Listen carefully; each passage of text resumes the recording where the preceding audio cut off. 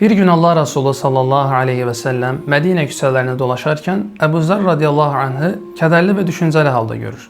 Yaxınlaşıb soruşur ki, ey Əbu Zər, səni belə kədərləndirən, düşündürən nədir? Əbu Zər radiyallahu anh deyir ki, ey Allahın Rəsulu, zənginlər zənginlikləri səbəbilə bizi bir sıra xeyir əməllərdə keçdilər. Məni onlardan geri qalmağım çox düşündürür. Sədəqə verirlər, zəkat verirlər, İslamın bir sıra mali əməllərini yerinə yetirirlər və bizdən qabağa keçirlər. Biz isə kasıblıq səbəbilə onlardan geri qalırıq. Bu hal məni çox kədərləndirir. Allah Resulü sallallahu aleyhi və səlləm gülümsəyərək, ey Əbu Zər, səni bir şey öyrədim də sən də onları keç, buyurur. Əbu Zər radiyallahu anh duruşunu dəyişərək həyəcanlı şəkildə, buyur ey Allahın Resulü, deyir. Allah Resulü sallallahu aleyhi və səlləm bizim gündə 5 dəfə edib, fəzilətini isə tam anlamadığımız bir əməli ona öyrədir. Deyir ki, ey Əbu Zər, hər gün fərz namazından sonra 33 dəfə Subhanallah, 33 dəfə Elhamdülillah, 33 dəfə Allahu Ekber və ardından La ilahə illallah vahdehu la şərikə ləh, ləhul mulk və ləhul hamd və huvə alə kulli şeyin qadirdir.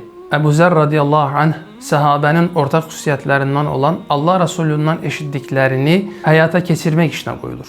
Bir müddət sonra Allah Resulü sallallahu aleyhi və səlləm Əbu Zər radiyallahu anhı yenə eyni hal, yəni kədərli halda görür. Yaxınlaşıb soruşur, ey Əbu Zər, səni yenə belə kədərləndirən, düşündürən nədir? Əbu Zər radiyallahu anh deyir ki, ey Allahın Resulü, sənin mənə öyrətdiyin o xeyir əməli zəngin müsəlmanlar da öyrəndi və onlar yenə bizi ötdülər, onlar yenə qabaqdadırlar. Allah Resulü sallallahu aleyhi və səlləm gülümsəyərək, başda Əbu Zər radiyallahu anh olmaqla biz ümmətinə o dəyərli müjdəni verir. Deyir ki, ey Əbu Zər, Allah Azze və Cəl dilədiyi quluna dilədiyi qədər əcr yazar. Sən narahat olma.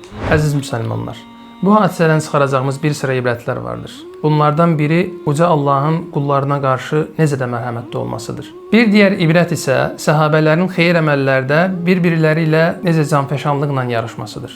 Əziz qardaş və bacılarımız, biz də fərz namazlarından sonra qeyd olunan bu zikirləri tərk etməməyə çalışaq. Allah sizlərdən razı olsun.